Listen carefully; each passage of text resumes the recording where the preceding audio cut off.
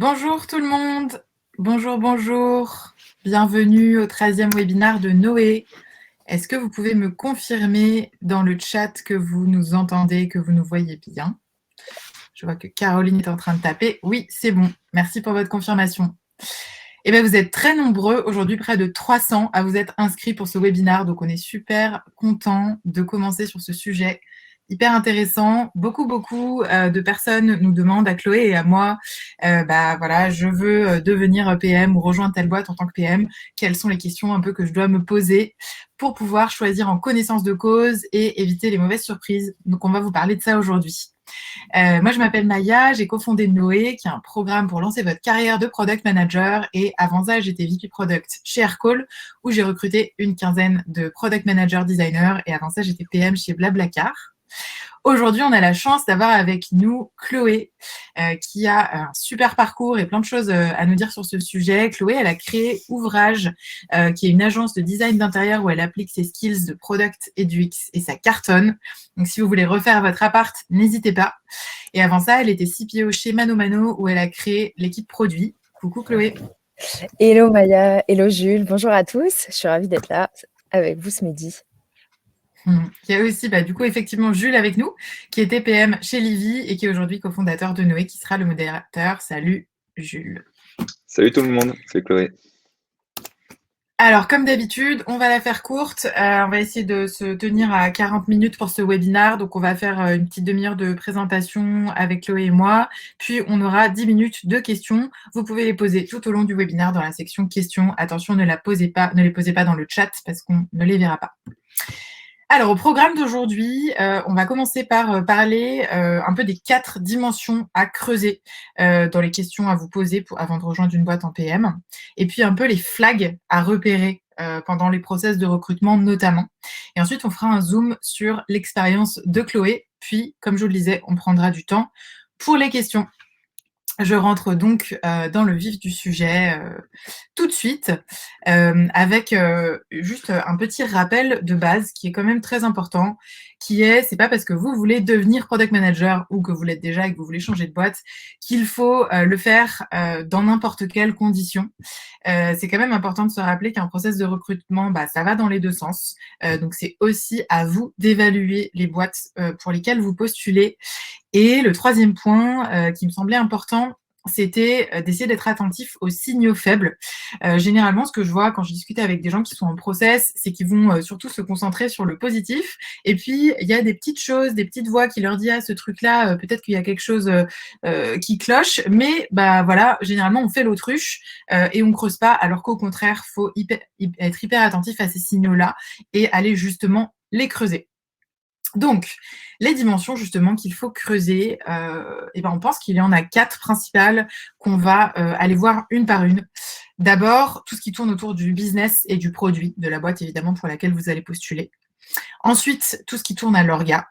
Ensuite, tout ce qui tourne autour des gens. Et puis enfin, votre rôle en tant que product manager qui est évidemment très important. Donc, je vais commencer tout de suite par la première dimension qui est la dimension business et produit. Et donc ça, c'est un peu la base. C'est ce que tout le monde fait plus ou moins naturellement pendant un process de recrutement. Mais c'est important quand même de vous demander à quel point ce critère, il est important pour vous. On en reparlera à la fin, mais en gros, on ne peut pas tout avoir. Il faut un petit peu faire un ranking de vos critères. Donc les questions à se poser là, c'est tout d'abord des questions autour de la vision et de la stratégie. Et alors attention, c'est pas pareil. La vision produit, c'est où on va. Donc, quelle est la vision de la boîte et est-ce que ça vous parle? Généralement, les boîtes, elles sont claires sur leur vision, c'est sur leur site, c'est sur les offres, etc. Mais c'est généralement moins clair sur la stratégie. La stratégie produit, c'est comment on y va. Et donc là, concrètement, c'est quoi les étapes année après année, peut-être, qu'on va essayer d'aller chercher pour aller vers cette vision produit. Et là, généralement, c'est beaucoup moins clair. En tout cas, c'est affiché moins clairement, on va dire. Et c'est important d'aller poser la question pour voir si c'est clair ou pas. Quels sont les produits de cette boîte?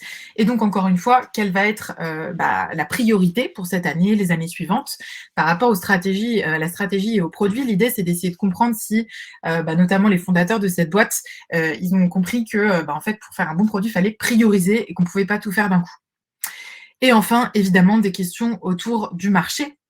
quelle est la taille du marché, quels sont les concurrents, à quel point est-ce que cette boîte-là est bien positionnée pour gagner une bonne part du marché, quel est son positionnement et sa proposition de valeur, entre guillemets. Vous pouvez aussi regarder ici combien d'argent a levé cette boîte. Alors évidemment, attention, c'est pas une condition suffisante et ça veut pas dire tout, mais ça peut quand même vous donner un indice. S'il y a des top VC qui ont, entre guillemets, validé cette boîte avec une série A, une série B, une série C, c'est un bon signal.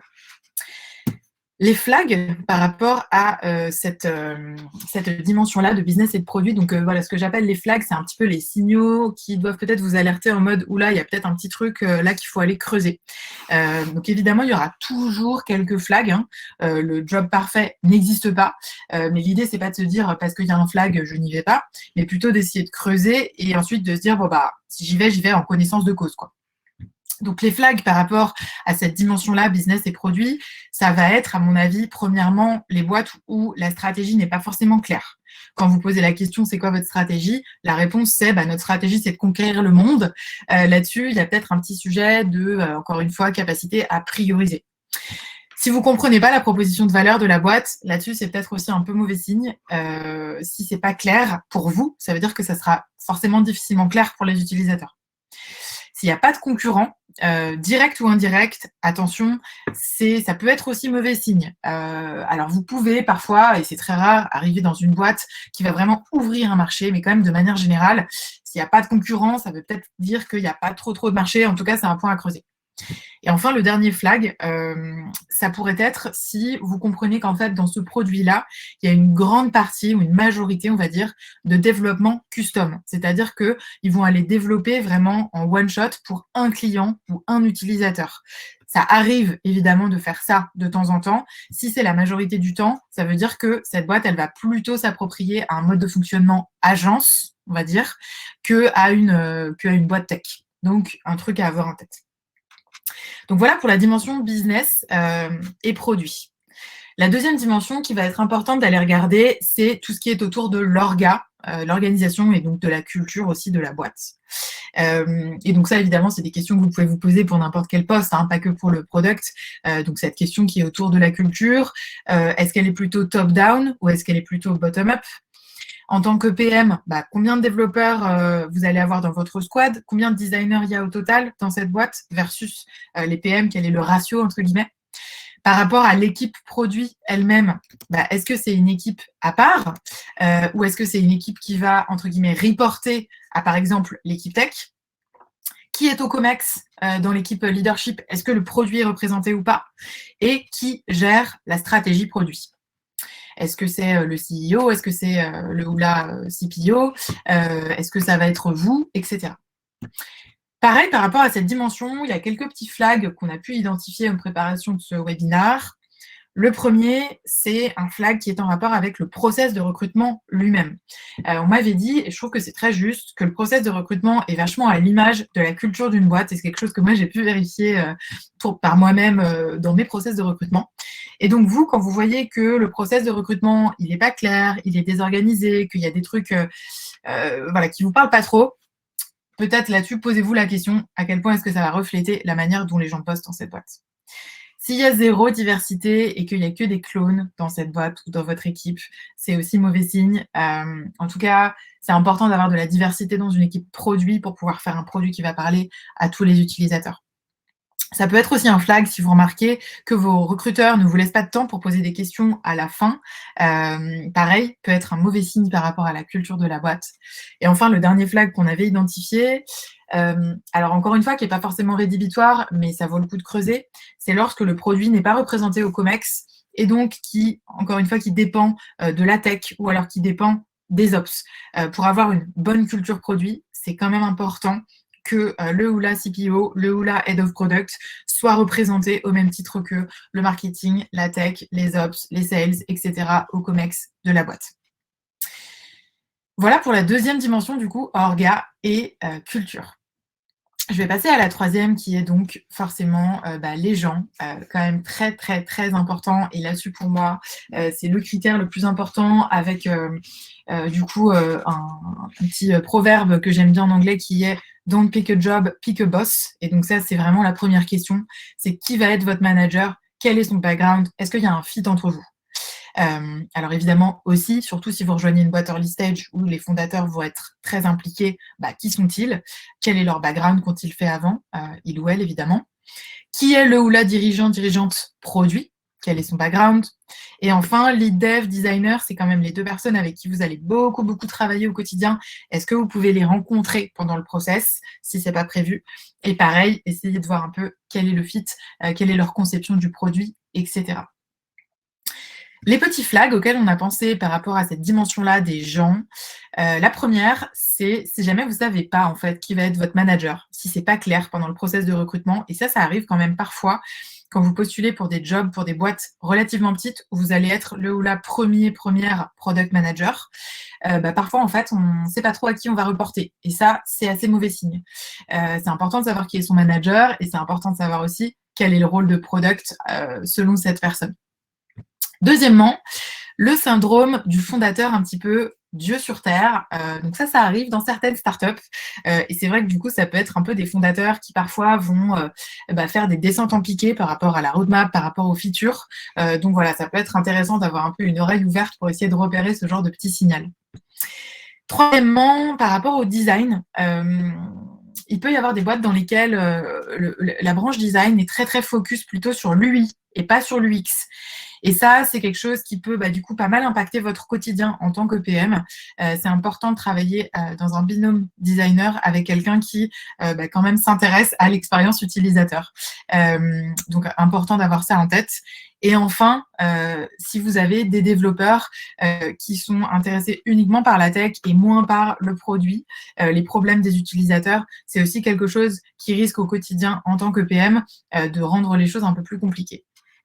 Voilà pour les petits flags côté donc people. La dernière dimension dont je voulais parler, c'est évidemment la dimension de votre rôle en tant que PM.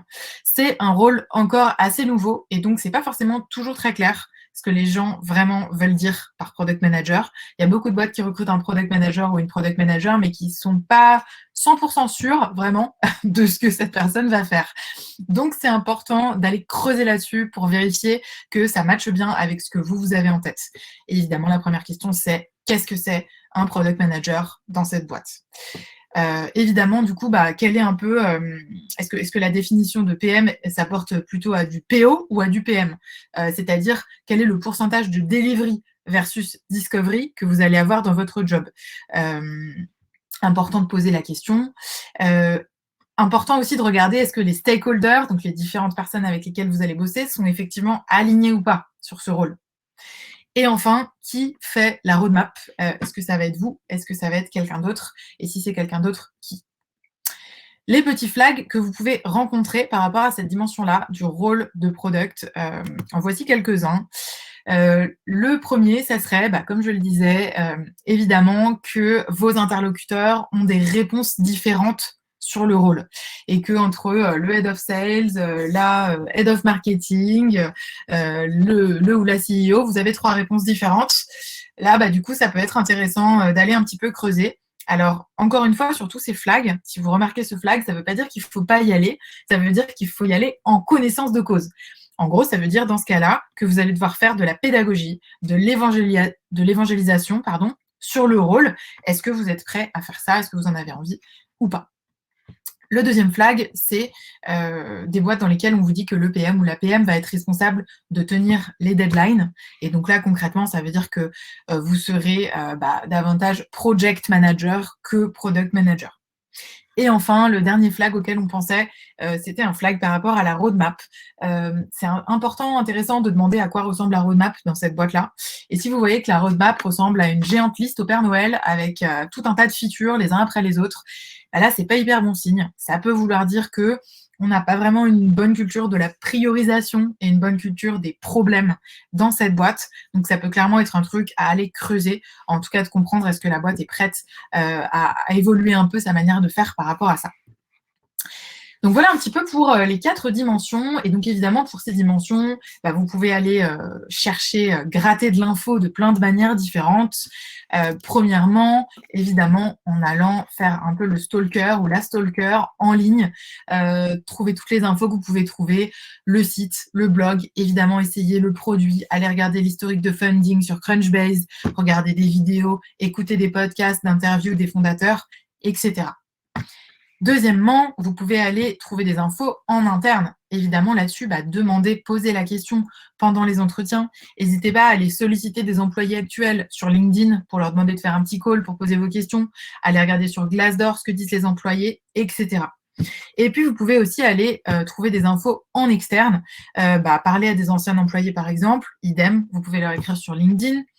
Si vous avez des potes, des connaissances qui bossent dans le même secteur, dans la même industrie, pas hésiter à leur demander qu'est-ce qu'ils pensent de cette boîte-là, qu'est-ce qu'ils pensent du marché, etc. Et enfin, moi, un des trucs que j'avais fait avant de rejoindre Aircall, c'est que j'avais contacté les investisseurs, enfin les business angels, pour leur demander pourquoi ils avaient investi, qu'est-ce qu'ils pensaient de la boîte, etc. Ça, vous pouvez généralement plutôt le faire dans un contexte early stage. C'est plus compliqué d'aller contacter des gros fonds, mais des business angels, ça se fait. Le mot de la fin avant de donner la parole à Chloé, je voudrais juste préciser que, attention, le job parfait, ça n'existe pas et vous ne pourrez pas cocher toutes les cases de toutes les questions qu'on vient de mentionner. Et donc, pour moi, le truc important à faire, c'est de vous demander, vous, quel est un peu votre top 3 des critères sur lesquels vous ne voulez pas transiger, des critères qui sont le plus importants. Et là-dessus, franchement, ça varie. Je rencontre plein de gens, par exemple, qui me disent, moi, le produit sur lequel je bosse, c'est hyper important qu'il ait du sens, que ça me parle. Et d'autres, à l'inverse, je sais que c'était mon cas il y a 4 ans avant de rejoindre Aircall, il y a 5 ans même. Moi, ce qui était important pour moi, c'était l'équipe et le produit, en fait, quel était le marché. C'était beaucoup moins important et pas dans mon top 3. Donc voilà, pour conclure sur ces 4 dimensions, posez-vous bien sur vos priorités. Et du coup, moi maintenant, j'ai plein de questions à poser à Chloé pour avoir un peu plus son retour d'expérience perso par rapport à toutes ces questions-là. Et premièrement, la première question pour Chloé, j'ai beaucoup parlé des flags et des signaux un peu négatifs que vous pouvez essayer de repérer. Est-ce que tu peux nous dire, à ton avis, quels seraient les signaux positifs, justement, qu'on peut avoir en tant que candidat ? Ouais, bien sûr. J'espère que vous m'entendez tous bien, c'est bon. Franchement, c'était super cette presse. Moi, j'aurais rêvé avoir quelque chose d'aussi clair pour commencer mes entretiens en tant que PM. Les signaux positifs pour les entretiens, pour moi, au global, c'est plutôt quand vous voyez de la curiosité de la part de vos interlocuteurs. C'est-à-dire que moi, ce serait peut-être mon premier signal positif, c'est-à-dire que peu importe ce que vous amenez sur la table, vous sentez qu'en face, il y a du répondant, on s'intéresse à ce que vous dites. Et surtout, on vous donne pas la mauvaise impression qu'en fait, il y avait une bonne ou une mauvaise réponse. Grosso modo, en produit et en produit exploratoire, ce que vous allez certainement faire, donc la partie discovery, il y a quand même beaucoup de choses que vous allez vouloir changer et que vous allez vouloir modifier dans le produit actuel. Si la personne en face n'a pas beaucoup de curiosité pour ce que vous présentez et qui en plus reçoit la critique d'une façon un peu hostile, et l'hostilité en startup, c'est pas juste quelqu'un qui fronce les sourcils, c'est quelqu'un qui vous fait oui, et surtout, on va faire mon idée. Il faut aussi que vous arriviez à détecter ça. C'est-à-dire qu'il y a des gens qui vous le font avec un grand sourire en vous disant « Ah ouais, c'est intéressant, mais qu'est-ce que tu penses de ça en fait ?» Ok, donc tu as complètement discrédité mon point. Donc je pense qu'il y a un vrai bon signal positif, c'est quelqu'un qui va vraiment lâcher peut-être un peu le guide d'entretien qu'il avait prévu et embarquer avec vous sur cette nouvelle idée. Et peut-être qu'un bon truc qui peut se passer, c'est qu'en fait, ça y est, ça germe déjà, vous êtes en train de créer l'avenir du produit.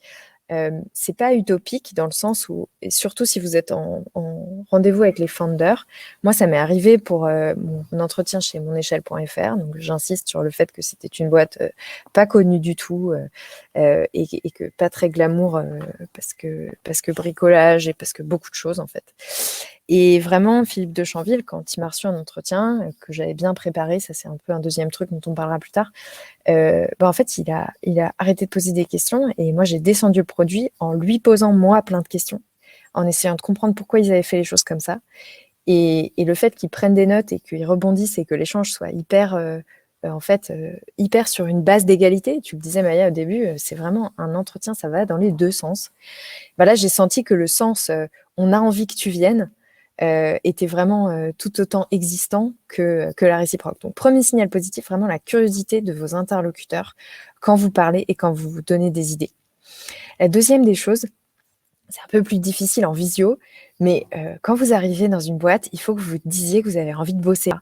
Que, en gros, les gens qui sont là ont l'air d'être épanouis, d'être heureux. Ils vous ont proposé un café, ils se sont intéressés au fait que vous étiez là, qu'ils vous attendiez, ils vous ont dit bonjour. En fait, c'est pas mal de signaux faibles, mais qui vous donnent une idée du contexte dans lequel vous êtes. Donc, un autre tips, c'est d'arriver en avance. Mais parfois, genre, dreadful en avance, genre, vous avez 30 minutes d'avance. Et donc, du coup, ils vont vous dire « Ah oui, mais c'était à 12h30 ». C'est normal, hein, c'est le bordel, surtout en start-up ou en scale-up. Donc, vous arrivez en avance, c'est étrange. Je dis, c'est pas grave, j'ai de quoi m'occuper, mais pas de problème. Je sais, je suis très en avance. Vous assumez le fait que ça a de l'importance pour vous, vous venez en avance. Bon. Du coup, les gens vont vous oublier un peu sur cette salle d'attente et il va se passer des choses que vous pourrez aussi voir. Donc, un petit peu en mode inspecteur, inspectrice, détective, quoi. L'autre truc que j'aime bien en signaux positifs, c'est évidemment, tu l'as dit, quand on vous laisse le temps de poser vos questions, quand on vous donne aussi très clairement la suite du process et quand surtout vous détectez une certaine forme d'humilité aussi en face. Donc curiosité, vous les prenez au dépourvu aussi un peu et ça se passe bien. Vous sentez un certain apaisement sur cette façon de s'adapter en fait à vous aussi. Vous les avez chamboulés, mais ils se sont adaptés de façon très simple. Et ensuite, il y a une certaine forme d'humilité, c'est-à-dire que ils reconnaissent qu'ils n'ont pas toutes les réponses, qu'au contraire, c'est pour ça qu'ils recrutent quelqu'un, pour les contredire, pour aller plus loin. Ils sont finalement, les personnes que vous avez en face de vous reconnaissent volontiers qu'elles ont une part d'apprentissage et que vous pouvez être cette personne-là. Voilà, pour en fait, les 3 signaux que je trouve très positifs. C'est d'abord une posture, en fait. Trop cool, c'est trop marrant ton type d'arriver 30 minutes à l'avance. J'avais jamais entendu ça, mais c'est une excellente idée. Je conseille à tout le monde de le faire. Trop marrant. Super, bah merci beaucoup. Du coup, est-ce que tu peux nous dire, toi, bon là, tu n'es pas actuellement en recherche de job, mais voilà, si tu devais y retourner, quelle serait, toi, ta priorité ou quelle était ta priorité, du coup, quand tu cherchais, parmi tous les critères? Ouais, alors je vais vous donner un peu les 2 critères parce que donc je vais vous parler du processus de recrutement chez Mano Mano et du processus de recrutement chez Pigment, qui est la dernière boîte que j'ai rejoint avant d'être full-time sur la mienne. Donc chez Mano Mano, j'avais 23 ans, 22 ans. Et mon critère numéro 1, c'est de trouver des gens chouettes avec qui bosser, donc l'équipe, et un produit qui me parlait. Mais surtout, et franchement, je vais vous le dire, parce que les boîtes auraient pu abuser de ça. Enfin, Mano Mano, ils n'ont jamais abusé de ça, mais ils auraient très bien pu. Je voulais me défoncer au taf. Je voulais, mais vraiment, vraiment faire des horaires de ouf. Je voulais trouver un projet qui me soulève, en anglais, c'est vraiment swipe off your feet, quoi, qui me fasse me lever tous les matins. Je voulais tout donner pour ça. Et mes 2 expériences d'avant, c'était des expériences où les boîtes avaient connu des phases vraiment très nulles. C'est-à-dire que la première, c'était Darty en Espagne. Ils avaient fermé la filiale espagnole. Donc, littéralement, c'était les gens dans la rue qui manifestaient parce que leur taf venait d'être terminé. Bonsoir, ils l'avaient appris par Twitter. C'était ultra violent. Enfin, bref.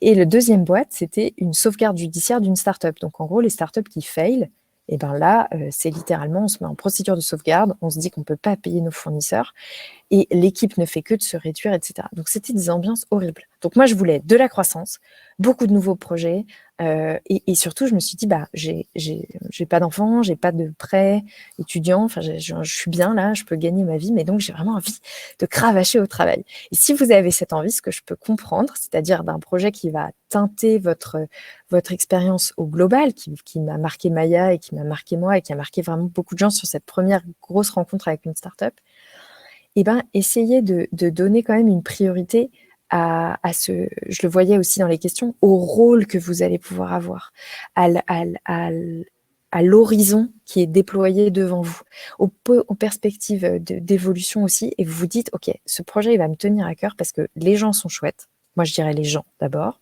en un. la responsabilité et le mandat qu'on va me donner, je sens qu'on me fait confiance que ça me ferait plaisir que ces gens-là m'accordent leur confiance. Et le 3 dans la priorité des critères, en tout cas à l'époque pour ce premier job, c'était de me dire, la troisième, je dirais, c'est que il y a quand même une validation, une ambition et une validation extérieure là-dessus. Maria, tu parlais des fonds. Je pense que la fin de mon entretien chez Mano Mano, c'est Philippe qui retourne l'ordi et qui me montre le back-office et qui me montre les chiffres en me disant, en fait, voilà, c'est concret. On n'est pas en train de te raconter des trucs qu'on pourrait inventer. C'est concret, regarde nos chiffres, c'est ça, rejoins-nous. Donc, il y avait déjà quelque chose de naissant. Si vous avez des preuves, donc que ce soit un VC qui ait mis de l'argent, mais on va en parler après de la preuve que représente un fonds d'investissement, encore plus aujourd'hui, par rapport à d'autres périodes où il était plus dur de lever d'argent. Et si vous avez des preuves concrètes d'un début de market fit, alors là, c'est frémissant, c'est hyper intéressant. Et donc, vous avez quand même le bon signal que vous allez vous investir dans une entreprise porteuse et porteuse d'une certaine reconnaissance pour lancer votre carrière. Et je pense que c'est quand même important de le dire.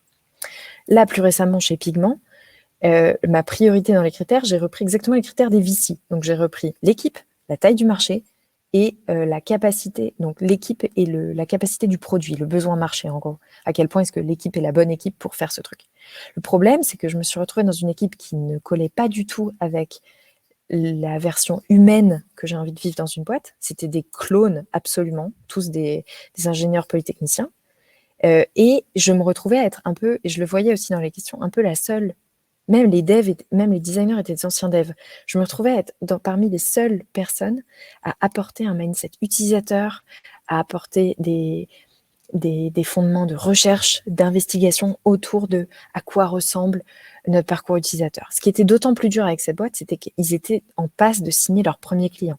Donc, j'avais pas de preuve réelle, à part la preuve qu'ils venaient de lever 25 millions. J'avais pas la preuve réelle que le produit touchait les premiers utilisateurs. Au contraire, en fait, ils étaient dans la phase pré-market où ils avaient fait des démos de Figma, qu'on se le dise, donc des démos de Figma qui sont censés tout faire et qui mettent des étoiles dans les yeux. Et ils étaient à cette première phase qui est extrêmement dure de vendre pour la première fois leurs produits. Et quand vous arrivez sur ce poste en tant que, autre fail absolu, mon poste s'appelait Product Manager and Designer. Autant vous dire que là, on a un poste qui n'est pas du tout défini, qui peut être OK dans une entreprise petite, puisque même chez Mano Mano, mon premier poste, c'était chef de projet web marketing pour un poste de product manager. Donc, mais faites bien gaffe, parce que autant c'était vrai en 2014, les intitulés de poste qui sont pas encore raccord avec ce qu'est le product management, autant aujourd'hui, je pense que c'est très important de dire, oui, peut-être on est 20, peut-être on est 15, mais vraiment, qu'est-ce que tu attends de moi? Et donc, je dirais que maintenant, la prioritaire, c'est un peu le scope et le mandat. À quel point est-ce que vous êtes d'accord pour que je transforme l'entreprise? Parce que vous allez mieux vous connaître, les postes se faisant. Et moi, je sais que si je ne peux pas transformer complètement une entreprise, c'est d'ailleurs pour ça que je crée la mienne, en fait, je ne me sens pas bien. Donc, si on vous réduit votre horizon et on vous assombrit, alors qu'au contraire, vous avez l'impression d'avoir l'envie de déployer vos ailes, c'est compliqué. À l'inverse, une boîte qui va plutôt restreindre votre scope pour vous former, pour investir sur vous, c'est pas du tout un mauvais signal. C'est peut-être ça que vous recherchez aussi. Vous dites, on vient de finir Noé ou on va faire Noé. Et derrière, j'ai envie d'avoir cette première expérience pied à l'étrier où on va me former. Et donc là, on ne cherche pas la même chose.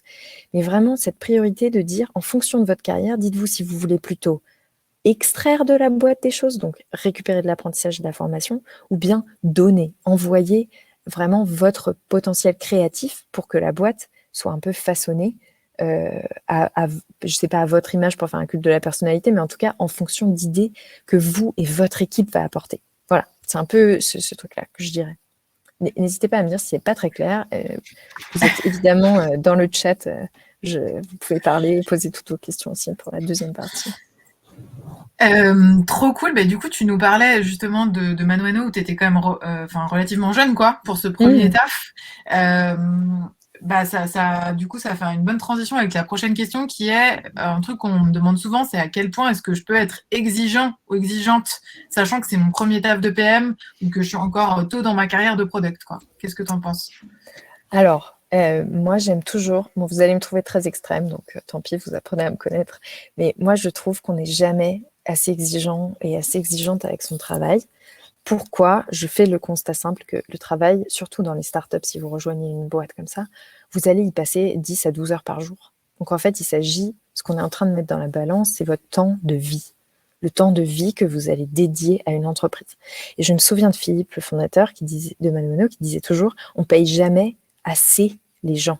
On les paye jamais assez parce que le cadeau qu'ils nous font de nous donner le temps de leur vie, bah ça vaut, il n'y a pas de salaire qui équivaut ça. Ok, une fois qu'on est parti de cette vision très inspirante, on se dit, ok, mais moi je peux pas apporter ça tout de suite. Je dois grandir, je dois me former, etc. Ok, est-ce que peut-être cette boîte peut me laisser le temps de me former? Tu disais, j'ai rejoint ManoMano très jeune. Oui, la fonction produit était aussi très jeune chez eux, donc ça a fonctionné. Mais dès la première année, je passais 2 heures par jour de veille.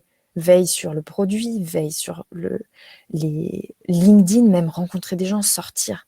J'avais une entreprise qui me permettait de faire ça. Et vraiment, je me souviens d'un conseil, si après 18 heures, c'est Philippe qui disait ça, si après 18 heures, vous faites encore votre to-do, vous passez à côté de la boîte, en fait. Faites des choses qui sont pour les étapes d'après. Donc pour moi, soyez très exigeante parce que c'est du temps précieux que vous ne récupérerez pas. Vous le donnez à une entreprise. Certes, elle vous paye.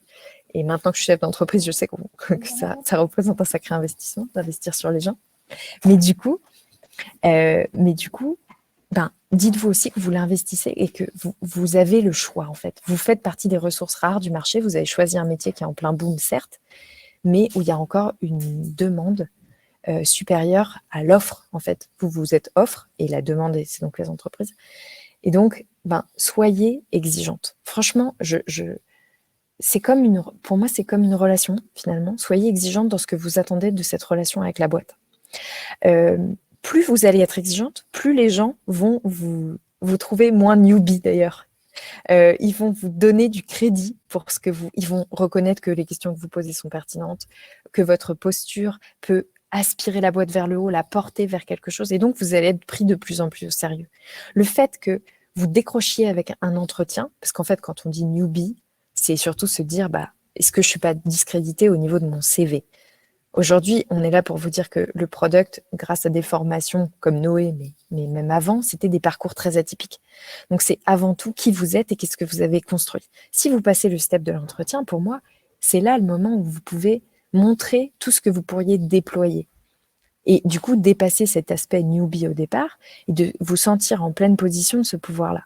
Si l'entreprise, quand vous commencez à briller, cherche à vous assombrir, là, vous avez un signal très clair qu'en fait, ça ne va pas le faire. Et quand bien même, et ça j'insiste, mais je sais que je suis extrême, je vous l'ai dit en intro, quand bien même vous avez eu ce sentiment-là, et vous allez au deuxième round, passez les rounds, mais notez très clairement que cette personne-là, elle a essayé de vous réduire, de vous restreindre dans ce que vous cherchiez à faire. Et surtout, parfois on vous restreint parce que on a déjà testé cette idée, c'est pas terrible, mais argumentez, cherchez. Ah bon, pourquoi? Vous avez fait des tests, etc. Vous allez en apprendre plus sur la façon de fonctionner.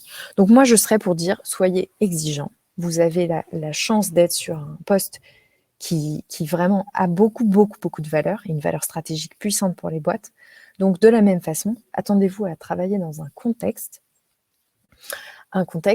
qui vous parle et qui vous fait briller, qui vous donne du pouvoir, en fait. C'est très inspirant comme talk. Merci Chloé. J'espère que tout le monde va être très exigeant et très exigeante après tous ces tips-là. Peut-être un micro-truc, parce que je me suis noté que je mets un truc sur le business et les VC. Donc, les VC et les fonds d'investissement. Donc, l'argent, ça donne du pouvoir et de l'énergie. Ok ? L'énergie pour les boîtes, c'est essentiel. Ça permet de se focus sur des tâches du plus long terme, etc. Donc, quand un VC a investi dans une boîte, ça vous envoie le signal que cette boîte, elle a normalement du temps et de l'énergie pour se porter vers des projets. Ça veut dire que le fonds lui a donné de l'énergie de ce déploiement. Ils ont adhéré à la vision des fondateurs, au marché. Ils ont des critères très, très précis et surtout qui ont essayé de réduire le risque de la boîte parce qu'ils voient que c'est des critères qui marchent bien et ça se répète, etc. Donc, c'est une bonne garantie. Mais s'il y a trop d'argent trop vite, alors vous pouvez avoir aussi les galères suivantes. Galère de priorisation, la roadmap au Père Noël, on y est en plein. Un très gros focus sur le recrutement, et ça j'insiste, ça veut dire qu'il y a beaucoup de chaos qui va arriver. Il faut être à l'aise en tant que product manager à naviguer dans le chaos. C'est certainement la plus grosse skills qu'il vous faut. l'incertitude, à quel point vous êtes à l'aise, etc. C'est OK de dire je ne suis pas hyper à l'aise avec l'incertitude, du coup, de choisir une boîte qui est un peu plus établie, qui est peut-être avec un niveau de funding un peu moins grand et avec des briques déjà passées. Les gens qui rejoignent Mano Mano aujourd'hui sont beaucoup moins à l'aise avec l'incertitude que quand moi j'ai rejoint Mano Mano, mon échelle.fr. Et encore, on était sur une croissance assez limitée parce qu'il y avait les différents rounds de financement. Quand Pigment, les gens qui sont chez Pigment aujourd'hui sont des gens qui sont très à l'aise avec l'incertitude. Ils ont beaucoup d'argent, 25 millions pour une équipe de 20 développeurs aujourd'hui, et tout à faire, ce produit à construire, etc. Donc beaucoup d'incertitudes, très peu de clients aussi qui peuvent tirer la roadmap d'un côté ou de l'autre. Donc voilà, un premier truc sur ça. Deuxième truc sur la partie newbie, vous ne faites pas avoir par la fame. C'est pas parce qu'une boîte a la méga fame que ça va être le meilleur contexte pour vous épanouir. Et surtout, moi, je me méfie toujours des gens qui ont des postes des postes dans des boîtes qui ont la méga cote ou la méga fame, parce qu'on a toujours envie de savoir si c'est eux qui ont vraiment des trucs activables, qui ont créé cette fame, ou ils sont juste en train de surfer dessus, mais en fait, ils n'ont pas apporté grand-chose dedans. Donc, dites-vous plutôt, moi, j'ai envie d'avoir en newbie PM, j'ai envie d'être exigeante sur ce qu'on va me confier. La fame derrière, elle viendra parce que vous allez en parler, vous allez rencontrer d'autres gens, vous aurez un ticket, voilà. Vous êtes déjà product manager quelque part, c'est déjà super. Et ce que vous allez en tirer, c'est finalement, je pense, le plus important. Super, merci beaucoup. J'avais une dernière question, peut-être on peut essayer d'aller rapide pour avoir du temps ensuite pour la Q&A. Mais la dernière question, et je pense que ça rejoint aussi un petit peu ce que tu disais, c'est est-ce que toi tu vois des différences sur les questions à se poser si jamais on rejoint une boîte en tant que premier PM, donc ton cas chez Mano Mano, ou alors une boîte plus grosse, il y a déjà une équipe plutôt en mode scale-up? Oui, je peux aller très vite sur cette question, en effet. Dans un premier cas, vous êtes premier PM, donc vous allez être en direct avec les fondateurs et fondatrices. Donc en fait, le fit essentiel pour moi, il est quand même là, parce que à quel point vous allez pouvoir être entendu, faire passer vos idées. Et on en parlait souvent, Maya, on en a parlé aussi avec plein de premières PM ou premiers PM. C'est cette relation-là qui va faire que vous allez pouvoir prendre la place. Si déjà vous sentez qu'il y a des tensions, que c'est pas très clair, qu'il n'y a pas assez de confiance, et là bien sûr je vous réfère à Five Dysfunction of a Team ou tous les gros bouquins sur la confiance, là déjà vous allez vous heurter à un mur, et pas de chance pour vous, c'est le mur qui vous emploie. Donc si vous n'êtes pas d'accord sur ça, il y a un problème. Quand vous arrivez dans une scale-up, alors vous n'êtes plus en direct avec la partie fondateur-fondatrice, c'est peut-être un peu moins inspirant, mais c'est plus cadré. Donc là, vous allez prioriser les interactions avec votre équipe, les designers, les développeurs, les autres PM et votre directeur produit. Donc je dirais qu'il n'y a pas forcément une différence dans les questions à se poser en soi, à part celle, et j'y reviens, à quel point êtes-vous à l'aise avec l'incertitude? Parce que face à un fondateur, vous allez avoir beaucoup d'incertitudes, beaucoup de nouvelles idées, beaucoup de chamboulements. Face à une scale-up et des process déjà établis, il y a déjà quelqu'un qui a fait l'évangélisation du produit, qui l'a réparti, etc. Donc, moins d'incertitude. Pas beaucoup de différence dans les questions à se poser, juste l'incertitude et le niveau d'inspiration dont vous avez besoin. Ça aussi, c'est peut-être intéressant. Voilà. Ok, super. Ouais, effectivement, sur le point des fondateurs, c'est vrai que plus vous allez être proche d'eux, plus c'est important d'avoir ce fit, de regarder leur background, etc. Je suis tout à fait d'accord avec ça. Trop bien. Génial. Merci beaucoup, Chloé. Du coup, ça nous laisse un tout petit peu de temps pour les questions. C'est parfait. Je vois qu'on en a déjà pas mal. Avant les questions, juste un mini mot sur Noé, comme d'habitude. Ça sera rapide, promis. Noé, c'est donc un programme d'un mois pour devenir product manager. Vous travaillerez avec les meilleurs PM de l'écosystème parisien et vous bosserez un mois en tant que product manager pour votre sponsor parmi Alan, Getaround, Stewart, Malte ou Doctolib. Notre promo de juin était complète, mais on vient d'ajouter 3 places supplémentaires parce qu'on a encore pas mal de demandes. Donc, si ça vous intéresse d'en savoir plus, on vous met le lien dans le chat. Et voilà, du coup, on va passer aux questions. Et c'est donc Jules qui va nous répartir les questions. Je vois qu'il y en a déjà pas mal. Ouais, pas mal de questions. On a un petit peu de temps. Question de Caroline, qui sera là en juin d'ailleurs. J'ai l'impression qu'en entretien, il faut beaucoup parler de sa vision produit et de ses idées, mais sans être dedans, je n'ai pas toujours beaucoup d'input à apporter et j'ai peur que ça soit discriminatoire. Qu'en pensez-vous? Ah, c'est une trop bonne question, merci Caroline. Donc, il y a 2 façons de voir ça. Moi, je pense que tu le vois avec la façon: «Je suis pas dedans, donc ça va être à côté», mais eux, ils se disent: «Elle a un regard extérieur et ce serait super de l'entendre». Donc souvent, on a l'impression que parce qu'on n'est pas dedans, on est moins légitime et pourtant les boîtes payent des boîtes de conseil pour leur apprendre leur strat. Donc, je pense que tu peux dézinguer complètement cette peur. Au contraire, vraiment au contraire, poser les questions, et surtout le fait que ta vie en fait, pas je me suis peut-être mal exprimée sur ça. C'est pas tant arriver avec une vision produit ou des idées, c'est poser des questions. Tu vas arriver et tu vas, moi j'ai pas peur de le dire, dézinguer le produit en disant: «Pourquoi vous avez fait ça?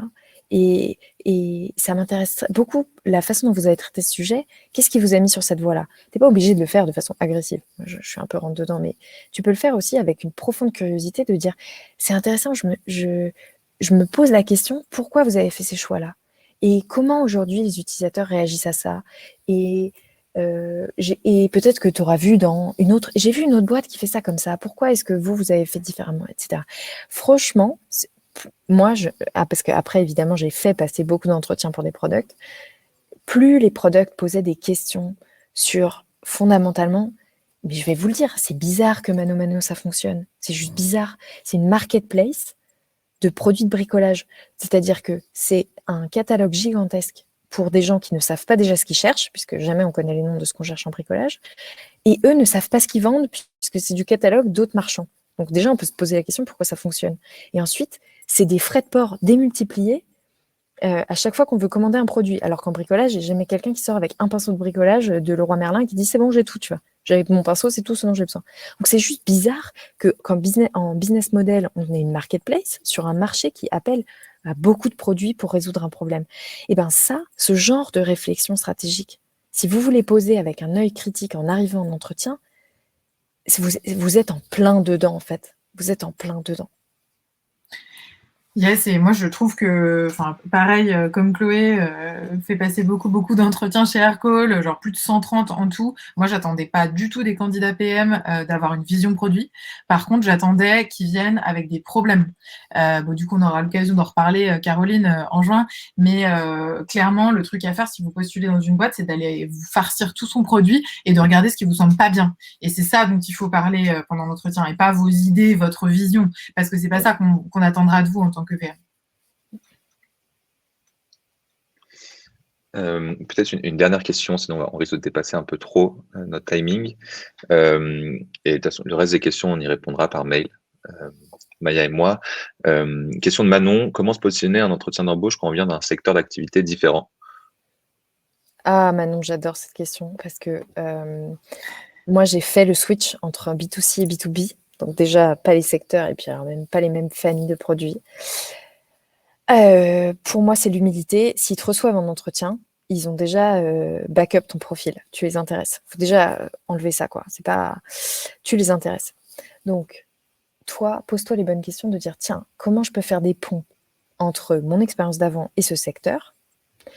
Est-ce qu'il y en a? Mais c'est intéressant de juste faire jouer son esprit avec ça, première chose. Et deuxième chose, ce serait d'être en toute transparence en disant: alors vous connaissez mon CV, vous l'avez vu, hein, donc moi je n'ai pas d'expérience dans ce domaine-là. Et bien du coup, je vous pose la question: qu'est-ce que vous mettez en place aujourd'hui pour les équipes pour découvrir ce secteur? Voilà. Donc encore une fois, pas de problème. Vous pouvez arriver avec une part de ce que vous n'êtes pas, de doute, si vous aviez déjà 100% des attentes du poste dans votre CV, bah en fait, j'aurais envie de vous dire de faire autre chose parce que vous savez déjà tout faire. Donc, c'est important de découvrir un secteur par ça. Vous irez moins vite, ça aussi, il faut le dire, vous irez moins vite en onboarding, mais c'est essentiel. Par contre, vous poserez des questions beaucoup plus profondes que quelqu'un qui a déjà tous les biais du marché. 100% d'accord. Génial. Ouais, et puis il y a pas que votre background de secteur d'activité qui a de la valeur, absolument pas. Donc je suis assez d'accord aussi avec Chloé sur le côté apporter des yeux nouveaux aussi sur un produit. D'ailleurs, dans le chat, on venait de nous demander aussi, Caroline nous demande comment faire quand il s'agit d'un produit B2B et qu'on n'est pas soi-même forcément utilisateur. N'hésitez pas dans ce cas-là, avant le process, à aller faire tester votre produit à des gens qui le seraient, pour avoir utilisateurs donc, pour avoir aussi leur feedback. Mais le vôtre peut être quand même intéressant, même si vous n'êtes pas forcément pile dans le persona. Voilà. Écoutez, il est 12h45, donc c'est parfait. Vous avez eu beaucoup d'autres questions, donc effectivement, on essaiera d'y répondre par mail. Un immense merci à Chloé pour tous ces conseils hyper intéressants. On espère que ça a été utile pour vous. La semaine prochaine, mardi, on aura un nouveau webinaire avec Maxime sur le rôle de Head of Product. Donc, si ça vous intéresse, n'hésitez pas à vous inscrire sur noé.pm/events. Merci encore, Chloé, et on vous dit à très bientôt. Merci à vous, à très vite, et on répondra du coup aux questions restantes par mail. Merci à tous pour leur Merci à regard. tous. Bon après-midi, bon déj. Bon appétit, ciao.